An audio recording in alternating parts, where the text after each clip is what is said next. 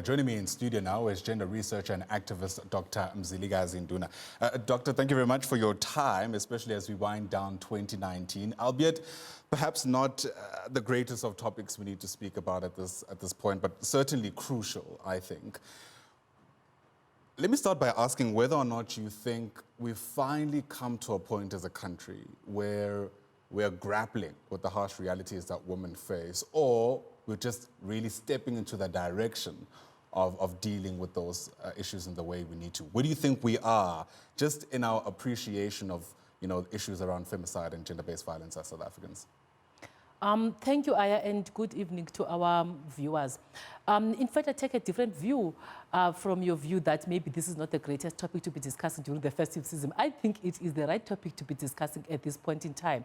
I think we have seen over the years that when it is time that people are having fun, when it is time that families are supposed to come together, when it is time that people are supposed to share love, in fact, we see heightened incidents of gender-based violence. And I'm going to say why I think that is the case. We do know what causes gender-based violence, and I don't think we should be spending a lot of time discussing what causes gender-based violence, because it is a question to me that is like asking a question, what causes AIDS? We know it is HIV. So we do know that patriarchy is what causes gender-based violence, and we need to deal with it. But there are times when it is heightened because of gender role expectations, and these are the times. Right. Times of Christmas, times of Valentine, times, of birthdays, times when people are having fun. That's times when men and women have expectations of each other. And when those expectations are not fulfilled, sometimes people get agitated. And when they get agitated, then they get violent. And that is in the case of intimate partner violence. So we do see a rise in intimate partner violence, because it's important for us to understand that there is a variation in terms of the violations that happen towards women. There's the public violence, there's the stranger violence, there's intimate partner violence, and all of these are equally important. So we are closing the year, and we're closing the year on what we might think as women, as gender activists, and as people who are concerned about violence against women, is a good note. We say it is a good note because we have seen the development of the National Gender Plan, the strategic plan for gender-based violence in South Africa. We see it go to Parliament for the first time ever in this country. We're saying we are closing on a good note because the President called a special parliamentary sitting this year. That has never happened in this country before. We're saying we are closing on a good note because we see the President committing 1.1 billion over and above everything else that is happening as a response for prevention and intervention in terms of gender-based violence. But is that an indication that we are winning the fight against gender-based violence? Right. Certainly not. It is not an indication that we are winning the fight against gender-based violence. Yes, it is an indication that we are in the right step towards addressing gender-based violence, if only we could sustain that. So let me then ask, what signs would, I guess, reveal to us that we're starting to win the scourge against gender-based violence? What should we looking out for outside of just presidential proclamations and special parliamentary sittings, etc.? Okay. So some people worry when we see the reported cases of gender-based violence.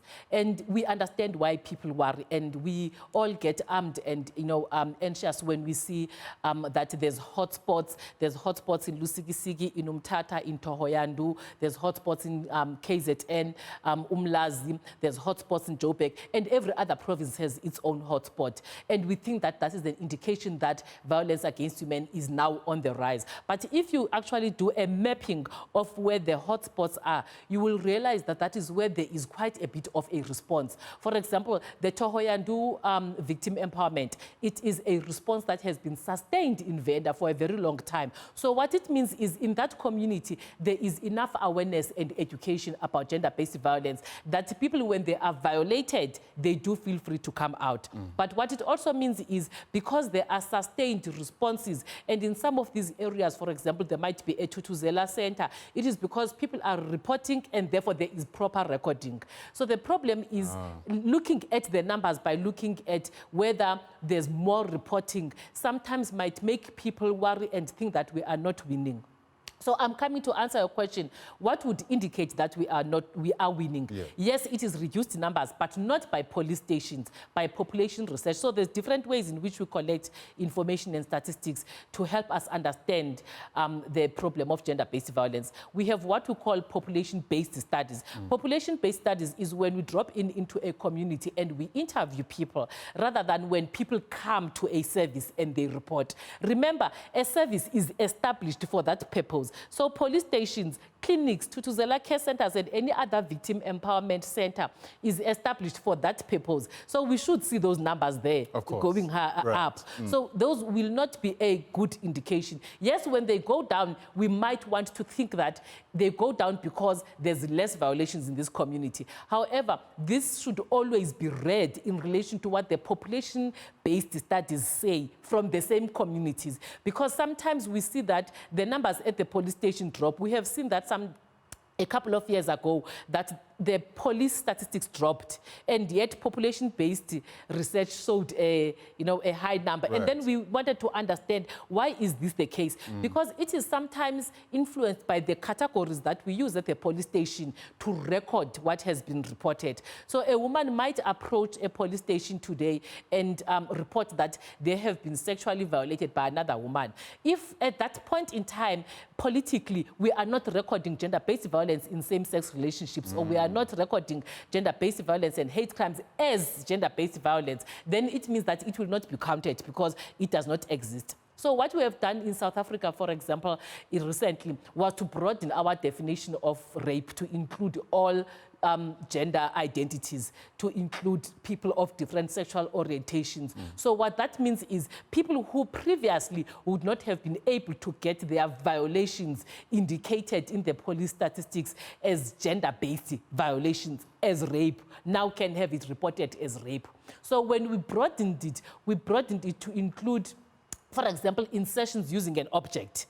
So people who previously would have only looked at sexual penetration of a vagina and a penis are now able to report rape, even if it was not only sexual penetration of a vagina and a penis. So the broadening of the definition of rape has actually helped us as a country. And those are the things that we would like to see. We would like to see that broadened definition being utilized across all the services. Okay, and on that note, we'll hold it for now as we take a quick ad break. When we return, I'm hoping we'll be able to delve into whether or not we're taking everybody along with us as we obviously develop new understandings of what rape means, what is consent, and how do you go about identifying moments where perhaps your consent has been breached in moments of violation. So I'm in conversation with Dr. Mzikazi Nduna as we look back at the year gone by insofar as gender-based violence is concerned.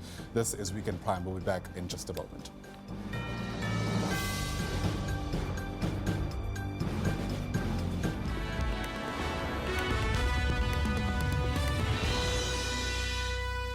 Back you live on Weekend Prime. I'm Ayanda Nyati. We continue with our discussion as we look back at the year gone by insofar as gender-based violence is concerned. And helping me dissect through the many complexities is Dr. Mzikazi Nduna, who's already, I guess, given us a scaffolding upon which we can have the rest of this conversation.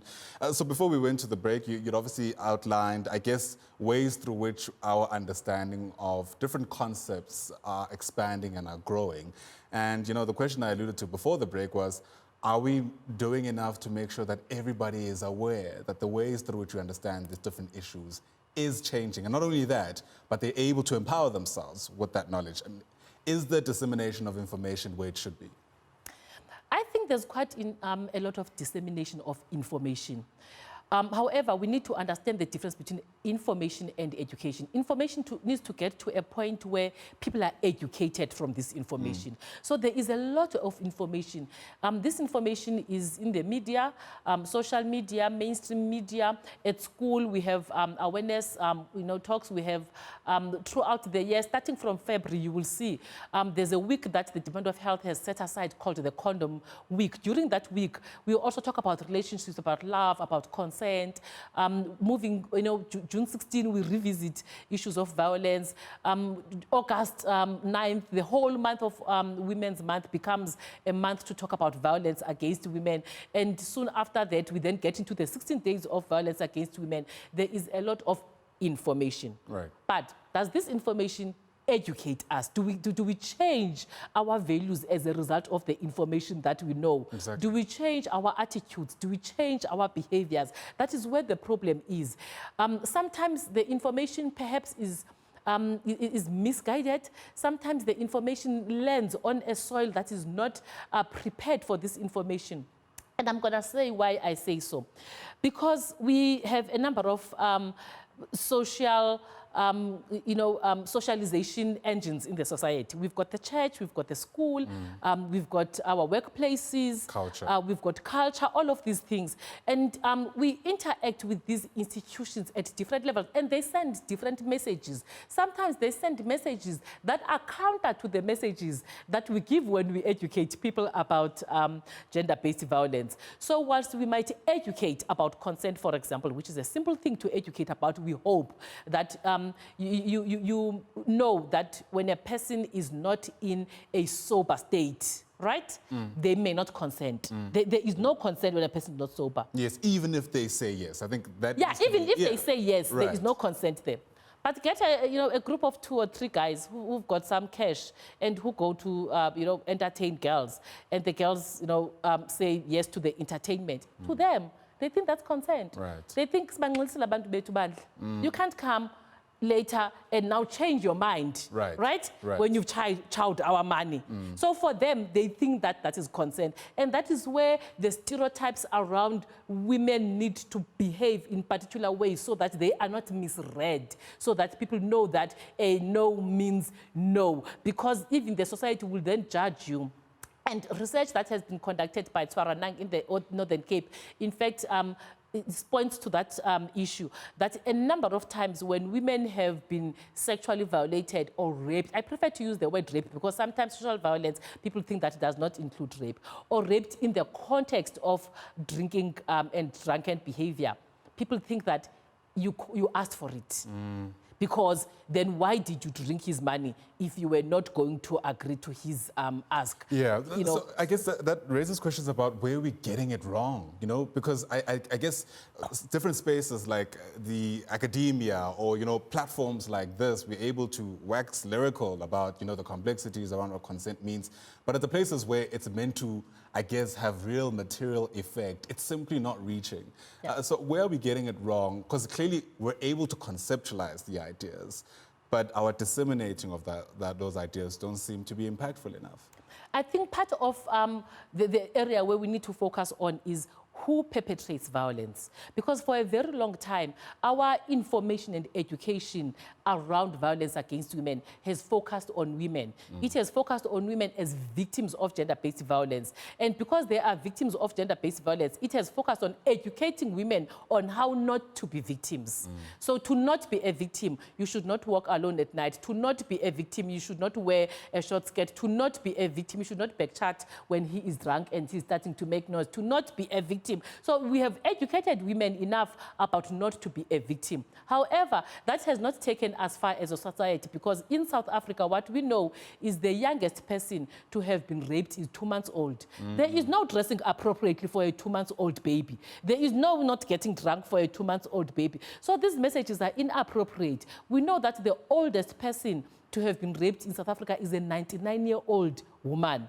There is not much that you can say to a 99-year-old woman about don't walk out at night alone, or don't get drunk with him if you're not gonna take his money, because the 99-year-old woman is physically helpless. There isn't much that she can do to defend herself. So what we need to do now is to change tech. We need, whilst we support women, we're not going to stop supporting women. We're not going to stop educating women about violence against women, because they are the victims and the survivors of violence against women. But we need to educate men about changes in their behavior. Men need to start to see women differently and respect women for who they are. And that cuts across race, it cuts across class, it cuts across socioeconomic status, rural, urban, ethnic group.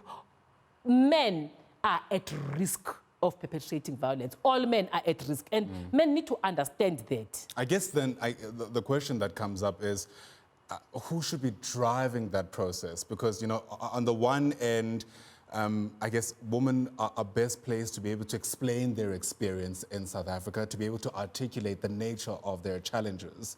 But I guess there's a very valid critique that we can't burden the victims with going around and ensuring that their perpetrators are well educated around ways through which they should behave. Through the work you've done, who do you think is best placed to be able to change tact, as you've said, and make sure that there's enough conscientization amongst men?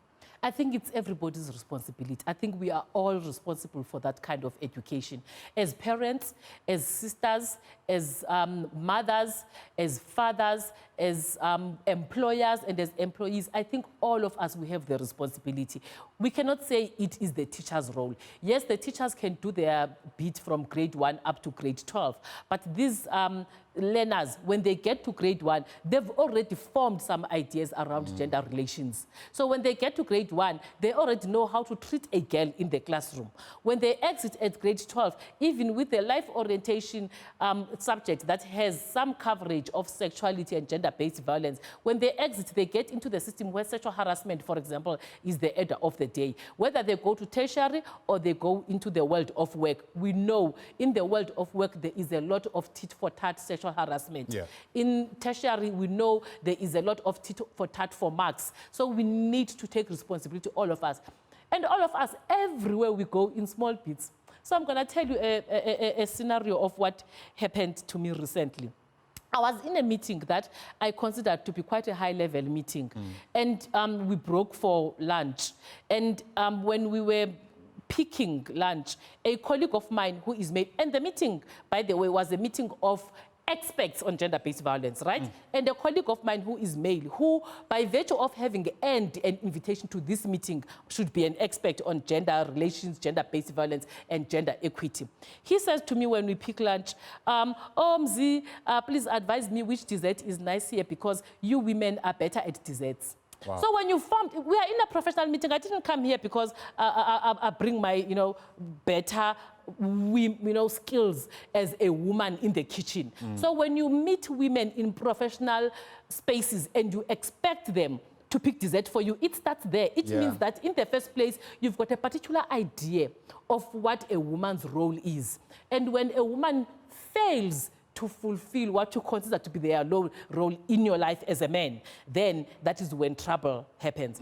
And this happens in straight relationships, but also it is the same thing in what I'm going to call homosexual relationships or same-sex relationships, where the person who assumes the gender of a man in the relationship expects that the bottom will always serve them. And when the bottom fails to serve them, then they believe that then you are not doing your duty because I am here as a top because I have the dominance in the relationship. Right, and it appears that there's a continuous undercurrent throughout those issues, and it's always about power, it appears. There's always a power dynamic. But let me reflect more on, the kind of experiences we've had as a country this year. I think the activism is certainly not new, but sort of developed a new complexity this year. We saw hashtags coming up like the Am I Next hashtag, Me Too movement gaining momentum overseas. And I guess the question I want to ask is, what do you think was different around the gender-based violence cases that gained prominence this year? I mean, all you have to say is Uyinene Mpoyana, and a lot of people know what that means, or, the associations with that. Leandri Jagels, Jesse Hasey, but this is not new. I mean, we've had Ria Versteenka before that, and before that we had Anine Boysen, So what was it about this year that kind of galvanized South Africans in the ways that it did?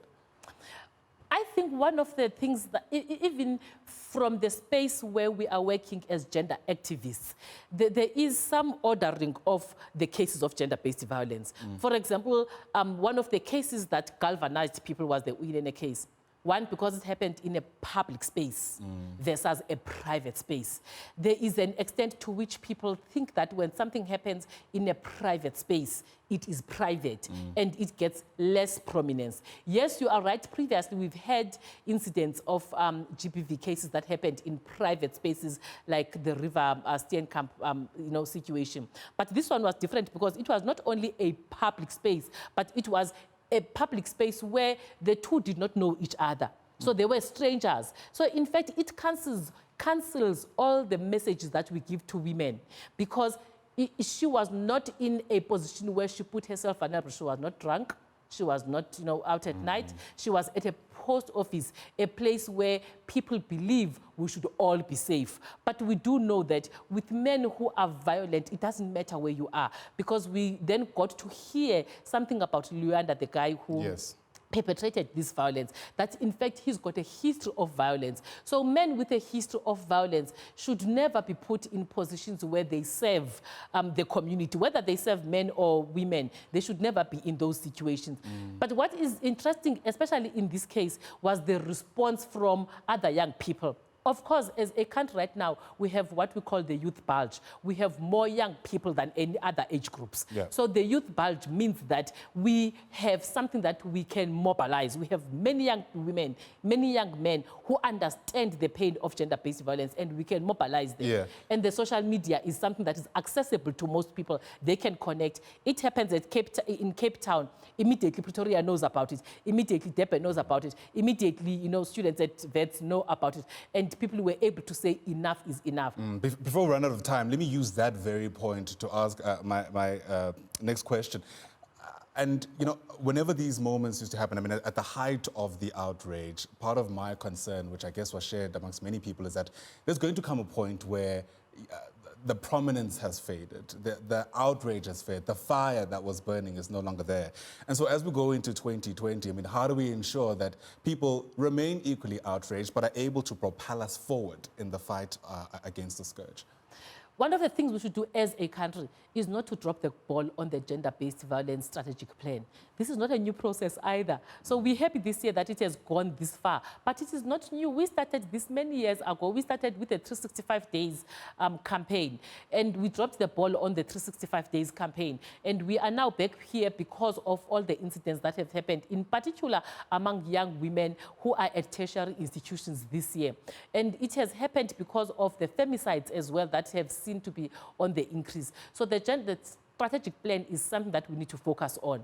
But also we need to be able to mobilize more resources beyond the 1.1 billion rand that the president has promised. That might seem like a lot of money right now, but in terms of the need out there, it is not a lot of money. One of the things that I am missing from what has happened is the response from the provinces. I did not see the premiers following on the president, for example, to say, now that the president has called a special sitting in parliament and has committed this amount, in my province also, I'm going to commit this. Because remember, a lot of work happens in the provinces. Yeah. It is in the provinces that we want to see the premier saying, I am following on the footsteps of my president, and I am calling a special legislature in my province. I am committing this money. I am following up on what is happening with the responses to gender-based violence. I am opening up the cases because the president has made some commitments such as we need to review the cases. We need to look at the bail for femicide cases. Yeah. We need to look at life sentences and make them effective life sentences. So we want to see those things happening.